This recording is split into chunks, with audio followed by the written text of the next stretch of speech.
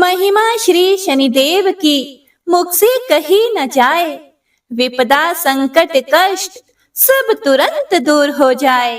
ओम शनि देवाय नमः। आइए सुनते हैं शनिवार की व्रत कथा। एक समय की बात है।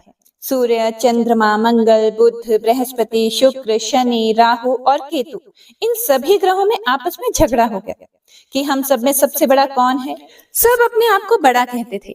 जब आपस में कोई निश्चय ना हो सका तो सब के सब आपस में झगड़ते हुए इंद्र के पास जा पहुंचे और कहने लगे कि आप सब देवताओं के राजा हो, इसीलिए आप हमारा न्याय करके बताओ कि हम नवों ग्रहों में सबसे बड़ा कौन सा ग्रह है। राजा इंद्र इनका प्रश्न सुनकर घबरा गए और कहने लगे कि मुझ में तो यह सामर्थ्य है नहीं जो किसी को बड़ा या छोटा बतला सकूं। मैं अपने मुख से कुछ नहीं कह सकता, लेकिन हाँ, एक उपाय हो सकता है। इस समय पृथ्वी पर राजा विक्रमादित्य दूसरों के दुखों का निवारण करने वाले हैं, इसीलिए तुम सब मिलकर उन्हीं के पास जाओ, वही तुम्हारे दुखों का निवारण करेंगे।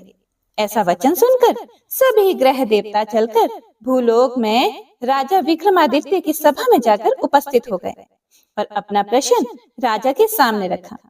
राजा उनकी बात सुनकर बड़ी चिंता में पड़ गए कि मैं अपने मुख से किसको बड़ा और किसको छोटा बताऊं। जिसको छोटा बताऊंगा वही क्रोध करेगा। परंतु उनका झगड़ा निपटाने के लिए एक उपाय सोचा कि सोना, चांदी, कांसा, पीतल, सीसा, रांगा, जस्ता, अभ्रक और लोहा, नवों धातुओं के 9 आसन बनवाए। सब आसनों को क्रम से, जैसा सोना सबसे पहले और लोहा सबसे पीछे बिछाए गए। इसके पश्चात राजा ने सब ग्रहों से कहा कि आप सब अपने अपने सिंहासनों पर बैठिए। जिसका आसन सबसे आगे वह सबसे बड़े और जिसका आसन सबसे पीछे वह सबसे छोटा जानिए, क्योंकि लोहा सबसे पीछे था और वह शनिदेव का आसन था। इसीलिए शनिदेव ने समझ लिया कि राजा ने मुझको सबसे छोटा बना दिया है। इस पर शनिदेव को बड़ा क्रोध आया और कहा कि राजा, तू मेरे पराक्रम को नहीं जानता।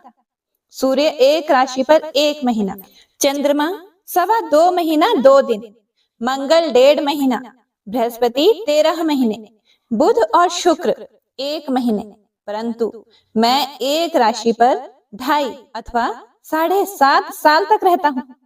बड़े बड़े देवताओं को भी मैंने भीषण दुख दिया है। हे राजन, सुनो, राम जी को 7.5 आई और वनवास हो गया, और रावण पर आई तो राम ने लक्ष्मण को सेना लेकर लंका पर चढ़ाई कर दी, रावण के कुल का नाश कर दिया। हे राजा, अब तुम सावधान रहना। राजा कहने लगा, जो कुछ भाग्य में होगा देखा जाएगा। उसके बाद अन्य ग्रह तो प्रसन्नता के साथ चले गए, परंतु शनिदेव बड़े क्रोध के साथ वहां से चले गए। कुछ काल व्यतीत हो जाने पर जब राजा को 7.5 की दशा आई तो शनिदेव घोड़ों के सौदागर बनकर अनेक सुंदर घोड़ों के सहित राजा की राजधानी में आया। जब राजा ने सौदागर के आने की खबर सुनी तो अश्वपाल को अच्छे अच्छे घोड़े खरीदने की आज्ञा दी। अश्वपाल ऐसी अच्छी नस्ल के घोड़े देखकर और उनका मूल्य सुनकर चकित हो गया और तुरंत ही राजा को खबर दे दी। राजा उन घोड़ों को देखकर एक अच्छा सा घोड़ा चुनकर उसके ऊपर सवारी कर ली। राजा के घोड़े की पीठ पर चढ़ते ही घोड़ा जोर से भागा। घोड़ा बहुत दूर एक बड़े जंगल में जाकर राजा को छोड़कर अंतर ध्यान हो गया। इसके बाद राजा अकेला जंगल में भटकता फिरता रहा। बहुत देर के पश्चात राजा ने भूख और प्यास से दुखी होकर भटकते भटकते एक ग्वाले को देखा। ग्वाले ने राजा को प्यास से व्याकुल देखकर पानी पिलाया। राजा की उंगली में एक अंगूठी थी, वह उसने निकालकर प्रसन्नता के साथ ग्वाले को दे दी और शहर की ओर चल दिया। राजा शहर में पहुंचकर एक सेठ की दुकान पर जाकर बैठ गया और अपने आप को उज्जैन का रहने वाला तथा अपना नाम वीका बताया। सेठ ने उसको कुलीन मनुष्य समझकर जल आदि पिलाया। भाग्यवश उस दिन सेठ की दुकान पर बिक्री बहुत अधिक हुई। तब सेठ उसको भाग्यवान पुरुष समझकर भोजन कराने के लिए अपने साथ ले गया। भोजन करते समय राजा ने आश्चर्य की बात देखी कि खूंटी पर हार लटक रहा था और वह खूंटी उस हार को निगल रही है। भोजन के पश्चात कमरे में आने पर जब सेठ को कमरे में हार न मिला तो सबने यही निश्चय किया कि सिवाय वीका के और कोई इस कमरे में नहीं आया, इसीलिए अवश्य ही उसी ने हार चोरी किया है। परंतु वीका ने हार लेने से मना कर दिया। इस पर 5-7 आदमी इकट्ठे होकर उसको फौजदार के पास लाए। फौजदार ने उसको राजा के सामने उपस्थित कर दिया और कहा कि ये आदमी तो भला प्रतीत होता है, चोर मालूम नहीं होता, परंतु सेठ का कहना है कि इसके सिवाय और कोई घर में ही नहीं आया, अवश्य ही इसी ने चोरी की है। तब राजा ने आज्ञा दी कि इसके हाथ पैर काटकर चौरंगिया किया जाए। राजा की आज्ञा का तुरंत पालन किया गया और वीका के हाथ पैर काट दिए गए। इस प्रकार कुछ काल व्यतीत होने पर एक तेली उसको अपने घर ले गया और कोल्हू पर उसको बिठा दिया। वीका उस पर बैठा हुआ जबान से बैल हाँकता रहा। शनि की दशा समाप्त हो गई और एक रात को वर्षा ऋतु के समय वह मल्हार राग गाने लगा। उसका गाना सुनकर उस शहर के राजा की कन्या उस राग पर मोहित हो गई और दासी को खबर लाने को भेजा कि शहर में कौन गा रहा है। दासी सारे शहर में फिरती फिरती क्या देखती है कि तेली के घर में चौरंगिया राग गा रहा है। दासी ने महल में आकर राजकुमारी को सब वृतांत सुना दिया। बस उसी क्षण राजकुमारी ने अपने मन में यह प्रण कर लिया कि चाहे कुछ भी हो जाए, मैंने इस चौरंगिया के साथ ही विवाह करना है।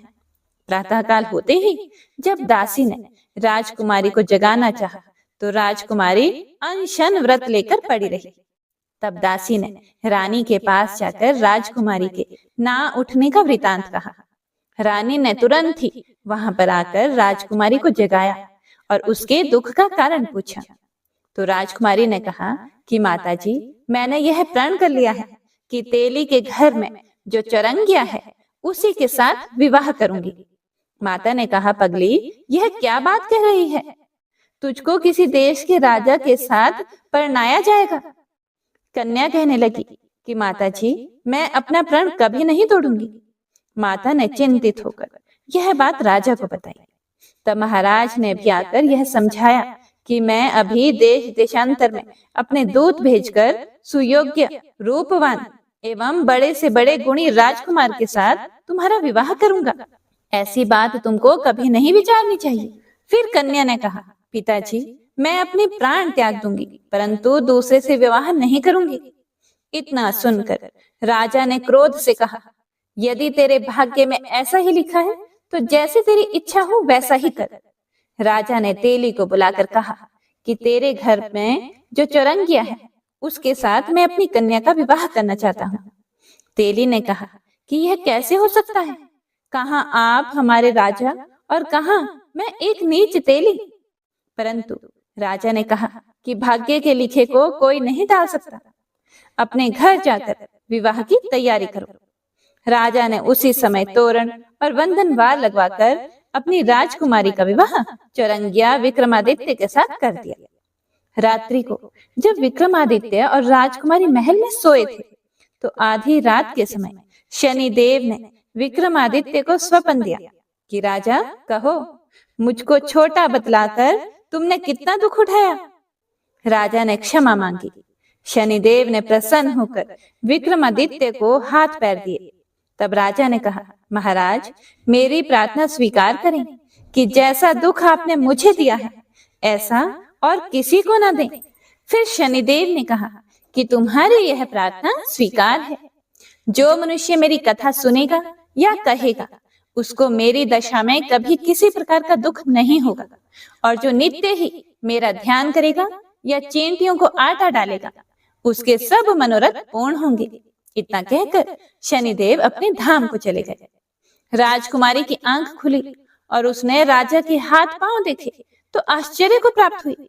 उसको देखकर राजा ने अपना समस्त हाल कहा कि मैं उज्जैन का राजा विक्रमादित्य हूँ। यह बात सुनकर राजकुमारी बहुत प्रसन्न हुई। प्रातःकाल राजकुमारी से उसकी सखियों ने पूछा तो उसने अपने पति का समस्त वृतांत कह सुनाया। तब सब ने प्रसन्नता प्रकट की और कहा कि ईश्वर ने आपकी मनोकामना पूर्ण कर दी। जब सेठ ने यह बात सुनी तो वह विक्रमादित्य के पास आया और राजा विक्रमादित्य के पैरों पर गिरकर क्षमा मांगने लगा कि आप पर मैंने चोरी का झूठा दोष लगाया, अतः आप मुझको जो चाहे दंड दें। राजा ने कहा, मुझ पर शनिदेव का कोप था, इसी कारण यह सब दुख मुझको प्राप्त हुआ। इसमें तुम्हारा कोई भी दोष नहीं है, तुम अपने घर जाकर अपना कार्य करो।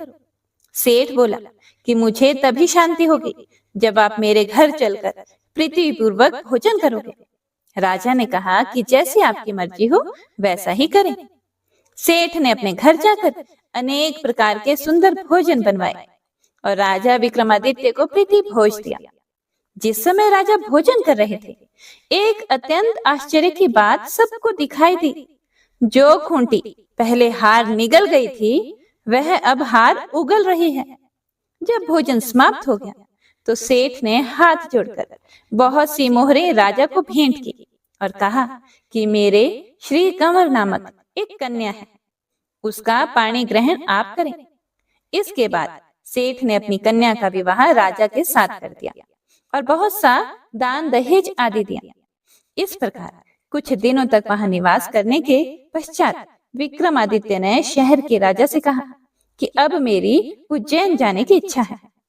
फिर कुछ दिन के बाद विदा लेकर राजकुमारी मन भावनी सेठ की कन्या श्री कंवरी तथा दोनों जगह के दहेज में प्राप्त अनेक दास दासी, रथ और पालकियों सहित विक्रमादित्य उज्जैन की तरफ चले।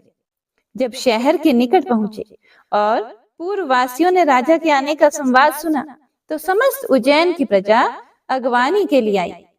तब बड़ी प्रसन्नता से राजा अपने महल में पधारे। सारे शहर में बड़ा भारी महोत्सव मनाया गया और रात्रि को दीपमाला की गई। दूसरे दिन राजा ने शहर में यह सूचना कराई कि शनिश्चर देवता सब ग्रहों में सर्वोपरि हैं। मैंने इनको छोटा बतलाया, इसी से मुझको यह दुख प्राप्त हुआ।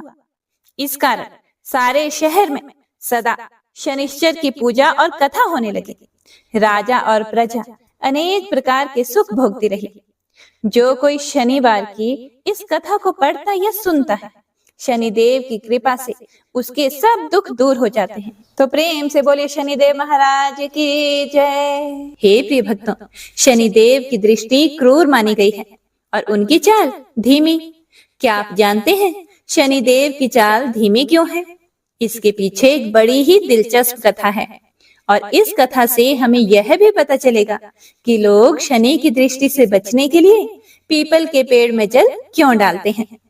पौराणिक कथा के अनुसार जब देवलोक पर वृतासुर ने कब्जा कर लिया था और वह देवताओं को प्रताड़ित करने लगा, तब देवराज इंद्र को अपने राज्य को बचाने के लिए वृतासुर का वध करना था। लेकिन इंद्र पहले से ही वृतासुर की शक्ति से परिचित थे, इसीलिए इंद्र ब्रह्मा जी के पास गए।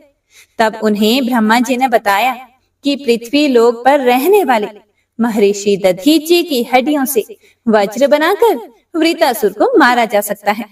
यह सुनकर इंद्र महर्षि दधीची के पास गए और देवराज इंद्र ने महर्षि दधीची से अपनी हड्डियां दान करने की बात कही।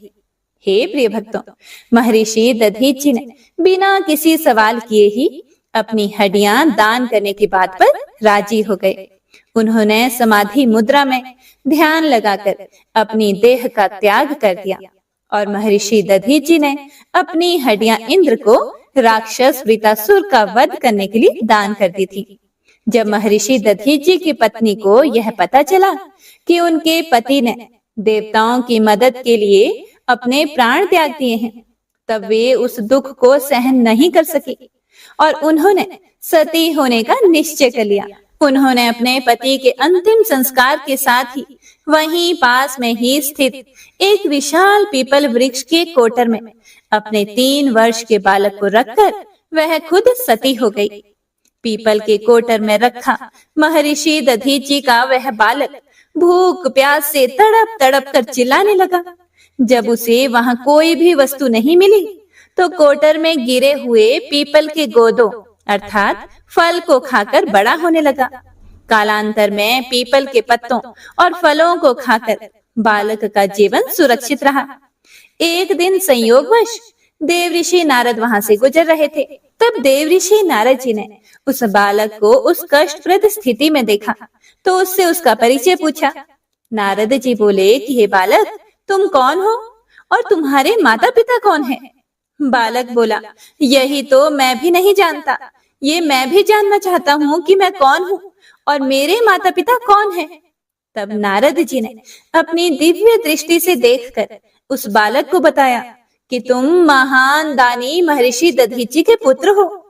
नारद जी ने बालक को यह भी बताया कि उनके माता पिता की मृत्यु कैसे हुई थी। हे प्रिय भक्तों, देव ऋषि नारद जी से सारी बात जानने के बाद बालक ने उनसे पूछा कि मेरे माता पिता की अकाल मृत्यु का क्या कारण था। तब नारद जी बोले कि तुम्हारे माता पिता पर शनि देव की महादशा थी। नारद जी ने उसे यह भी बताया कि शनि देव की महादशा के कारण ही उसकी भी ऐसी स्थिति हुई है। इतना बताने के बाद नारद जी ने पीपल के पत्ते और गोदों को खाकर जीने वाले बालक का नाम पिपलाद रखा और उसे दीक्षित किया। हे प्रिय भक्तों, नारद जी के जाने के बाद पिपलाद ने नारद जी के बताए अनुसार ब्रह्मा जी की घोर तपस्या की और उन्हें प्रसन्न किया। ब्रह्मा जी ने जब बालक पिपलाद से वरदान मांगने को कहा तब पिपलाद ने अपनी दृष्टि मात्र से किसी को भी जला डालने की शक्ति मांगी। ब्रह्मा जी से वरदान मिलते ही पिपलाद ने सबसे पहले शनि देव का आवाहन किया और उन्हें अपने सम्मुख प्रस्तुत किया और फिर उन्हें अपनी आंखों से भस्म करना शुरू कर दिया। पिपलाद की दृष्टि पड़ने से शनि देव का शरीर जलने लगा और ब्रह्मांड में कोलाहल मच गया। अपने पुत्र को बचाने में भगवान सूर्य भी असमर्थ थे।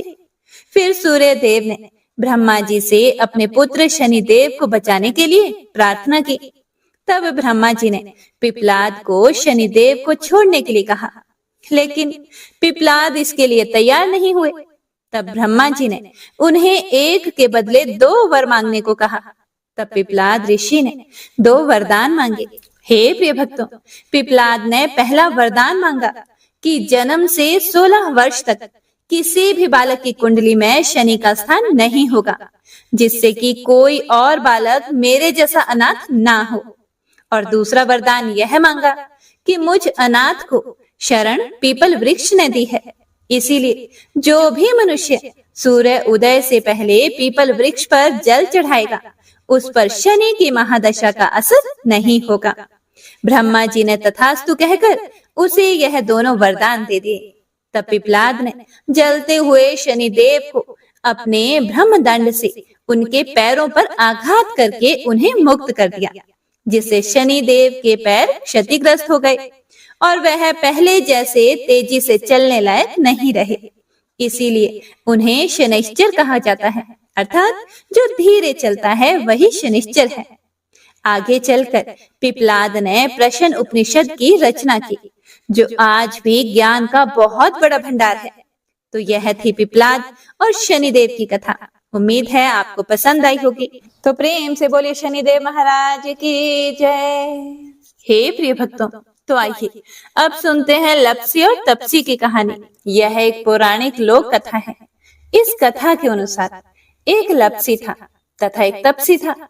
तपसी सदैव भगवान की तपस्या में लीन रहता था और लप्सी रोजाना 1.25 सेर की लापसी बनाकर भगवान का भोग लगाकर खा लेता था। एक दिन वह दोनों लड़ने लगे। तपसी बोला, मैं रोजाना भगवान की तपस्या करता हूँ, इसीलिए मैं बड़ा हूँ। तो लप्सी बोला कि मैं रोज भगवान को 1.25 सेर लापसी का भोग लगाता हूँ, इसीलिए मैं बड़ा हूँ। तभी देव मुनि और परम वैष्णव ब्रह्मा जी के मानस पुत्र और महाज्ञानी नारद जी वहां से गुजर रहे थे। उन्होंने लप्सी और तपसी दोनों को लड़ते हुए देखकर उनसे पूछा कि तुम दोनों क्यों लड़ रहे हो। तब तपसी ने खुद के बड़ा होने का कारण बताया और लप्सी ने अपने सर्वश्रेष्ठ होने का कारण बताया। उन दोनों की पूरी बात सुनकर महाचतुर भक्त शिरोमणि नारद जी बोले कि तुम दोनों का फैसला मैं कर दूंगा। दूसरे दिन लप्सी और तपसी नहाकर अपनी रोज की भक्ति करने के लिए गए। तो नारद जी ने छुपकर 1.25 करोड़ की एक अत्यंत बहुमूल्य रत्न जड़ित और दुर्लभ मणियों से बनी अंगूठी उन दोनों के सामने रख दी। हे प्रिय भक्तों, तपसी की नजर जब अंगूठी पर पड़ी तो उसने चुपचाप अंगूठी उठाकर अपने नीचे दबा ली। लपसी की नजर अंगूठी पर पड़ी, लेकिन उसने ध्यान ही नहीं दिया और भगवान को भोग लगाकर लापसी खाने लगा। इसके बाद नारद जी उन दोनों के सामने आए तो दोनों ने हे नारद जी से पूछा, हे मुनि श्रेष्ठ, अब आप अपना निर्णय बताइए कि हम में से कौन बड़ा है, किसकी भक्ति श्रेष्ठ है। तो नारद जी ने तपसी से खड़ा होने को कहा। जब वह खड़ा हुआ तो उसके नीचे दबी अंगूठी उन्हें दिखाई पड़ी। नारद जी ने तपसी से कहा कि तपस्या करने के बाद भी तुम्हारी चोरी करने की आदत नहीं गई, इसीलिए लपसी बड़ा है और तुम्हें तुम्हारी तपस्या का कोई भी फल नहीं मिलेगा। हे प्रिय भक्तों, तब तपसी बड़ा शर्मिंदा होकर नारद जी से माफी मांगने लगा। उसने नारद जी से पूछा कि मुझे मेरी तपस्या का फल कैसे मिलेगा। तब नारद जी ने उससे कहा कि यदि कोई गाय और कुत्ते की रोटी को नहीं बनाएगा, यदि कोई ब्राह्मण को भोजन करवाकर दक्षिणा नहीं देगा, तो उनके दान धर्म का फल, उन लोगों की पूजा का फल तुझे मिलेगा। यदि कोई सुहागिनी साड़ी के साथ ऊपरी अंगोछा का दान नहीं देगा, तो वह फल तुझे मिलेगा। यदि कोई दिए से दिया जलाए तो वह फल भी तुझे मिलेगा। यदि कोई सारी कहानी सुने लेकिन तुम्हारी कहानी नहीं सुने, तो उसकी पूजा का फल भी तुझे मिलेगा।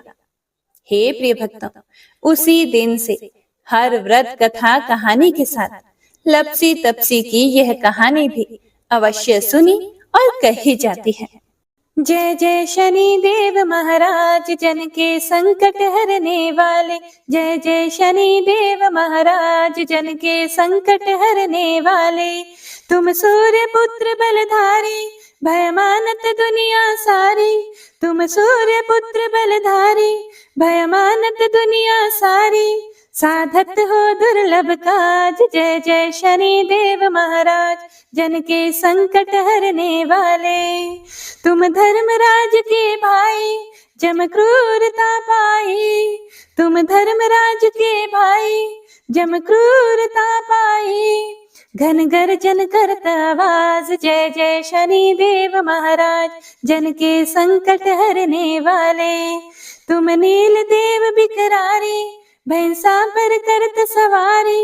तुम नील देव बिकरारी, भैंसा पर करत सवारी।